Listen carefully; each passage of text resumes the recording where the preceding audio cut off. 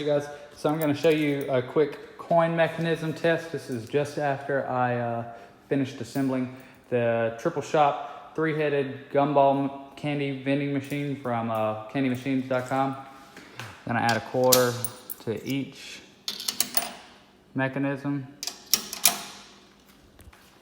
and I'm going to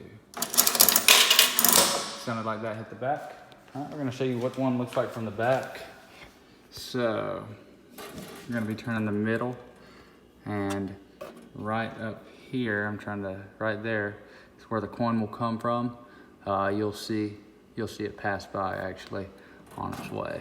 So we're gonna do a slow turn until we see it. You can see it starting to make an appearance. There you go. And the last one.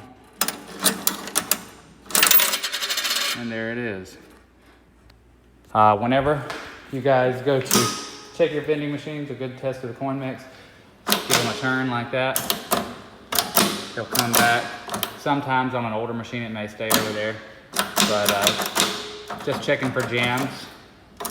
Some of these coin mechanisms are tighter than others, some are smoother.